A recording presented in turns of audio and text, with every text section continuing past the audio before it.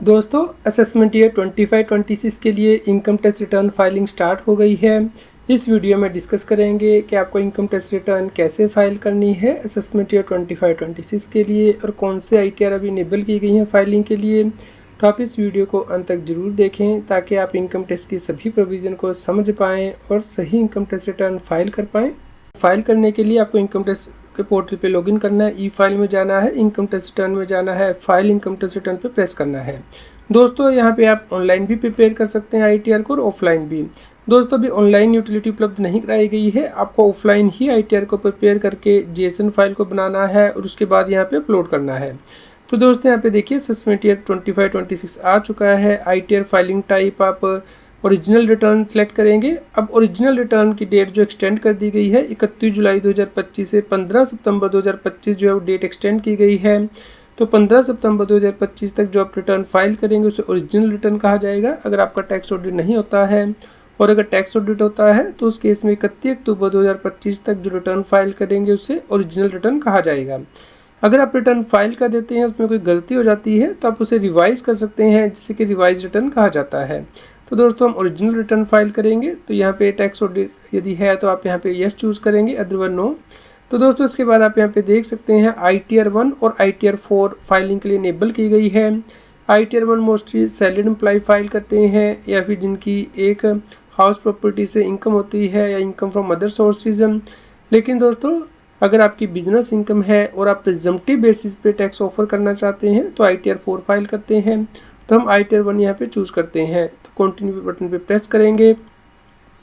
उस केस में आपको यहाँ पे JSON फाइल अपलोड करनी है। तो ये जो JSON फाइल है वो आपको ऑफलाइन यूटिलिटी से प्रिपेयर करनी है। तो दोस्तों इसके लिए यहाँ पे लिंक भी दिया गया है, यहाँ पे आप प्रेस करेंगे तो यूटिलिटी डाउनलोड कर सकते हैं। दोस्तों जब ये यूटिलिटी डाउनलोड करते हैं तो इसमें आपको प्री फिल्ड डेटा जो है वो इंपोर्ट करना है। तो इसके लिए आप ई फाइल में ही जाएंगे, इनकम टैक्स रिटर्न में जाएंगे, यहाँ पे देखिए डाउनलोड प्री फिल्ड डेटा की टैब दी गई है। इसे प्रेस करके आप अपना जो प्री फिल्ड डेटा है वो यहाँ से डाउनलोड कर लीजिए, जैसे कि आपका नेम, आपका पैन नंबर, इट एक्स्ट्रा, तो वो यूटिलिटी में ऑटोमेटिकली आ जाएगा। तो यहाँ पे आप असेसमेंट ये चूज़ कीजिए जैसे 25-26 और डाउनलोड बटन पे प्रेस करेंगे तो ये जो प्री फिल्ड डेटा है डाउनलोड हो जाएगा। दोस्तों अगर आप अपने प्रोफाइल में चेंज करते हैं तो उस केस में 30 मिनट्स तक आपको वेट करना है, उसके बाद ये डेटा आपको डाउनलोड करना है। तो आप चेक कर लीजिए कि आपके प्रोफाइल में जो आपके पर्टिकुलर वो सही आ रहे हैं, जैसे कि आपका name, address, email ID, extra. Utility को डाउनलोड करने के लिए आप यहाँ पे डाउनलोड सेक्शन में जाएंगे और यहाँ पे प्रेस करेंगे तो आप असेसमेंट ईयर 25-26 की यूटिलिटी यहाँ पे देख पाएंगे। दोस्तों यहाँ पे भी एक्सेल इनेबल्ड जो यूटिलिटी है वो उपलब्ध कराई गई है। दोस्तों यहाँ पे आपको Microsoft Excel version 2016 and later जो है वो इंश्योर करना है कि आपके सिस्टम पे हो और आपको उसमें मैक्रोज इनेबल करने हैं। तो यह आपको ध्यान में रखना है। तो यहाँ पे आप देख सकते हैं यूटिलिटी जो है उपलब्ध कराई गई है, तो आप इसे आप डाउनलोड कर लेंगे। यदि आप ITR 1 फाइल करना चाहते हैं, आपकी इनकम 50 लाख रुपये तक है, आपकी सैलरी से इनकम है, हाउस प्रॉपर्टी से, अदर सोर्स से, और लॉन्ग टर्म कैपिटल गेन है जैसे कि इक्विटी शेयर सेल करने से या फिर equity oriented mutual fund sale करने से 1,25,000 रुपये तक का, और एग्रीकल्चर इनकम 5,000 रुपये तक है, तो आप इस वर्जन में रिटर्न फाइल कर सकते हैं। अगर आप ITR 4 फाइल करना चाहते हैं तो नीचे क्लिक करेंगे, यहाँ पे इसके लिए अलग से यूटिलिटी उपलब्ध कराई गई है। यानी कि इंडिविजुअल और HUF जिनकी के बिजनेस एंड प्रोफेशन से भी इनकम है और वो 44 AD, ADA या AE के अंतर्गत अपने रिटर्न फाइल करते हैं प्रिजम्पटिव बेसिस पे, और लॉन्ग टर्म कैपिटल गेन 1,25,000 रुपये तक है और टोटल इनकम 50 लाख रुपये तक, तो आप ये रिटर्न फाइल कर सकते हैं। दोस्तों जैसे ही आप ये यूटिलिटी डाउनलोड कर लेंगे तो यूटिलिटी डाउनलोड करने के बाद आपको यहाँ राइट क्लिक करना है, एक्सट्रैक्ट करना है, क्योंकि जी फाइल में है ताकि ये यूटिलिटी एक्सट्रैक्ट हो पाए। यहाँ पे फोल्डर आ जाएगा, आप चूज़ कर सकते हैं जहाँ पे कि इसे सेव करना चाहते हैं तो एक्सट्रैक्ट कर सकते हैं। प्री फिल्ड डेटा डाउनलोड किया है वो आप फोल्डर में रख लीजिए, और उसके बाद ये जो यूटिलिटी है इसे आप ओपन करेंगे, एक्सेल यूटिलिटी, ये ITR 1 कहाँ से ये फाइल ओपन होगी। यहाँ पे सबसे ऊपर देखिए इनेबल एडिटिंग आपको करना है ताकि ये फाइल जो इनेबल हो सके। तो उसके बाद यहाँ पे आपको इनेबल कंटेंट पे प्रेस करना है ताकि जो इसके मैक्रोज हैं वो इनेबल हो सके। तो आपको यहाँ पे ध्यान रखने के जो ग्रीन सेल है उनमें ही आपको डेटा एंटर करना है, जो रेड सेल है वो मैंडेटरी है, उन्हें आप खाली नहीं छोड़ सकते। आपको Ctrl+X या Ctrl+V कमांड यूज़ नहीं करनी है, आपको डेटा एंटर करना है, कट कॉपी अलाउड नहीं है। तो दोस्तों यहाँ पे सबसे ऊपर देखिए इंपोर्ट जेसन ये बटन दिया गया है, तो यहाँ पे आप इंपोर्ट कर सकते हैं जेसन फाइल यदि आपकी ऑलरेडी बनी है, या फिर यहाँ पे इंपोर्ट प्री फिल पे क्लिक करेंगे तो यहाँ पे हमने जो इनकम टैक्स की वेबसाइट से प्री फिल डेटा डाउनलोड किया उसे इंपोर्ट करेंगे। दोस्तों आप यहाँ पे देख सकते हैं कि बाय डिफ़ॉल्ट आपको नो यहाँ पे प्रेस हुआ आ रहा है, यानी कि आपको नई रजीम में रिटर्न फाइल करनी है। यदि आप ओल्ड रजीम चूज़ करना चाहते हो तो आपको यहाँ पे यस पे प्रेस करना होगा, जिससे कि आप ओल्ड रजीम में जा सकते हैं। तो ये आप ड्यू डेट से पहले कर सकते हैं, यानी कि 15 सितंबर 2025 से पहले ही आप ओल्ड रजीम ले सकते हैं, अदरवाइज़ आपको नई रजीम में ही रिटर्न फाइल करनी है। दोस्तों आपके लिए कौन सी जो स्कीम बेनिफिशियल है, इसके लिए यहाँ पे देखिए इनकम टैक्स कैलकुलेटर प्रेस करने का बटन दिया गया है, तो यहाँ पे प्रेस करके आप कैलकुलेटर यूज़ कर सकते हैं, इनकम टैक्स की वेबसाइट का चूज़ कर सकते हैं कि कौन सी स्कीम आपके लिए बेनिफिशियल रहेगी। दोस्तों यदि आप 7th प्रोविजन के अकॉर्डिंग रिटर्न फाइल करें इनकम टैक्स में, यानी कि मान लीजिए आपकी जो TDS है वो 25,000 से ज़्यादा कटा है तो आपको येस चूज़ करना है, अदरवाइज नो। अगर आप उसकी वजह से नहीं रिटर्न फाइल कर रहे, मान लीजिए आपकी इनकम ही 3 लाख से ज़्यादा है तो इसलिए रिटर्न फाइल कर रहे हैं, तो आप यहाँ पे नो चूज़ कर सकते हैं। इसी प्रकार जो दूसरे क्वेश्चन है उनके आपको जवाब देने हैं। यहाँ पे email ID mobile number enter करना मैंडेटरी है। और दोस्तों उसके बाद आपको यहाँ पे जो है डिटेल एंटर करनी है, जैसे कि सैलरी आपकी इनकम कितनी है। मान लीजिए किसी व्यक्ति की सैलरी इनकम 6,50,000 रुपया है तो यहाँ पे एंटर करेगा। दोस्तों अगर आपके कोई अलाउंस है, आप ओल्ड रजीम चूज़ करें तो आप यहाँ पे जो है ड्रॉप डाउन लिस्ट से सिलेक्ट कर सकते हैं एग्जाम्प्ट अलाउंस, जो कि यहाँ पे लिस्ट में दिए गए हैं। तो हमारे केस में ये एप्लीकेबल नहीं है, इसलिए मैं यहाँ पे चूज़ नहीं कर रही है। या फिर आपको जैसे ग्रेजुटी मिली है या सुपरएनुएशन एक्स्ट्रा जो कि एग्जाम्प्ट है, तो आप यहाँ पे लिस्ट में से चूज़ कर सकते हैं। दोस्तों आप यहाँ पे देख सकते हैं कि नई रजीम के अकॉर्डिंग 75,000 रुपये की स्टैंडर्ड डिडक्शन यहाँ पे दे दी गई है। और यहाँ पे आप देख सकते हैं अगर आपकी हाउस प्रॉपर्टी इनकम है तो आप यहाँ पे चूज़ कर सकते हैं कि आपका घर सेल्फ ऑक्यूपाई है, लेट आउट है, deem to be let out, तो हमारे केस में एप्लीकेबल नहीं है।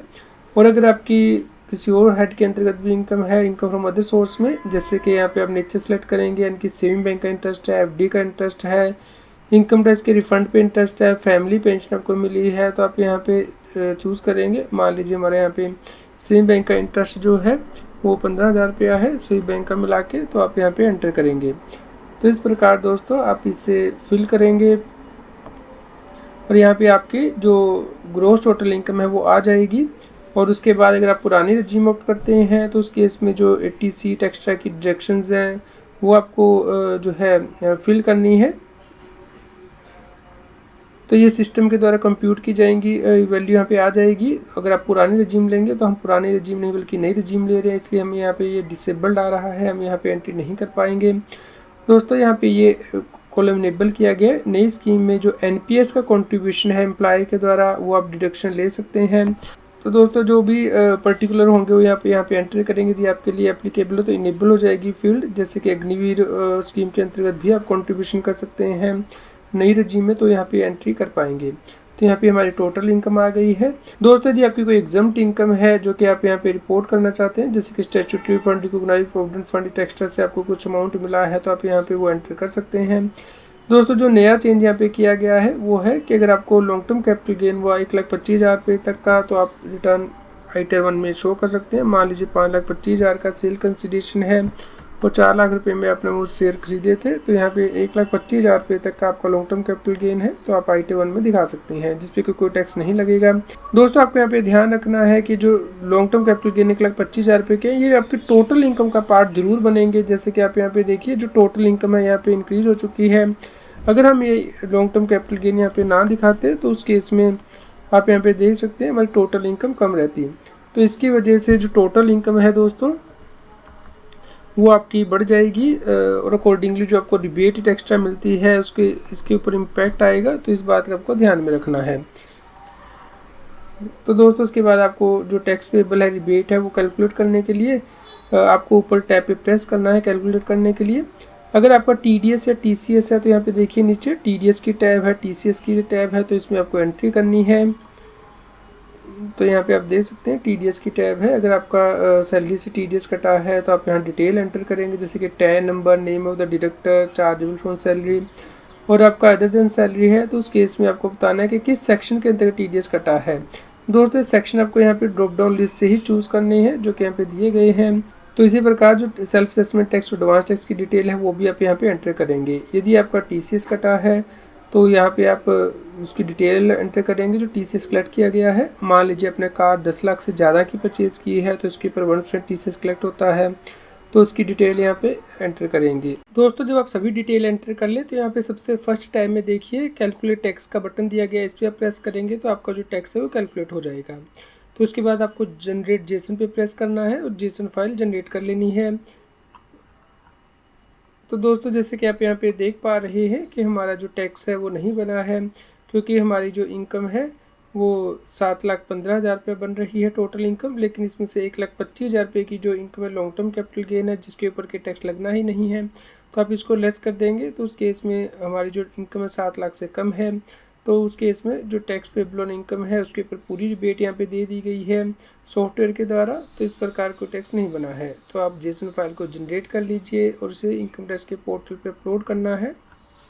तो दोस्तों ये यहाँ पे सेव जेसन फाइल का जो ऑप्शन है इनेबल हो जाएगा, सबसे लास्ट में समरी बन जाएगी आपकी। तो यहाँ पे आपको सेव जेसन पे क्लिक करना है। इस प्रकार जिस फोल्डर में आपने इसे सेव किया था यूटिलिटी को, उसी फोल्डर में आपकी जेसन फाइल जो है वो बन जाएगी, तो उसे आपको अपलोड करना है। तो इस प्रकार आप इनकम टैक्स के पोर्टल पे जाएंगे, ई फाइल में जाके इनकम टैक्स रिटर्न में फाइल इनकम टैक्स रिटर्न पे प्रेस करेंगे। यहाँ पे आप असेसमेंट ईयर चूज़ करेंगे, 139(1) ओरिजिनल रिटर्न चूज़ करके यहाँ पे आप ITR 1 जैसे चूज़ करेंगे, कंटिन्यू बटन पे प्रेस करेंगे।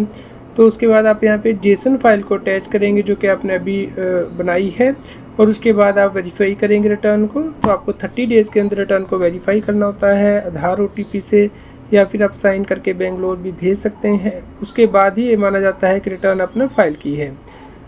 दोस्तों यदि आपका कोई और क्वेश्चन हो ITR फाइलिंग से रिलेटेड तो आप हमें कमेंट करके ज़रूर बताएं। कृपया लाइक करें और शेयर करें, और रेगुलर अपडेट के लिए आप हमारे व्हाट्सएप चैनल को भी सब्सक्राइब कर लें। QR कोड स्क्रीन पे भी दिया गया है, लिंक कमेंट में पिन किया गया है, ताकि आपको इनकम टैक्स के रेगुलर अपडेट आपके मोबाइल पे ही मिलते रहें। इनकम टैक्स की और अधिक जानकारी के लिए आप CS एडवाइसिंग यूट्यूब चैनल पे जाके प्लेलिस्ट में जाके टॉपिक वाइज प्लेलिस्ट देख सकते हैं कि इनकम टैक्स में कौन से नए बदलाव हो रहे हैं, जैसे कि इनकम टैक्स अपडेट के अंतर्गत या फिर डायरेक्ट टैक्स कोड के अंतर्गत। रेगुलर टैक्स अपडेट के लिए इस चैनल को सब्सक्राइब करें। आप हमें टेलीग्राम ऐप CS एडवाइसिंग टैक्सिल पे ज्वाइन कर सकते हैं, ताकि आप GST और इनकम टैक्स के रेगुलर अपडेट अपने मोबाइल पर ही प्राप्त कर सकें।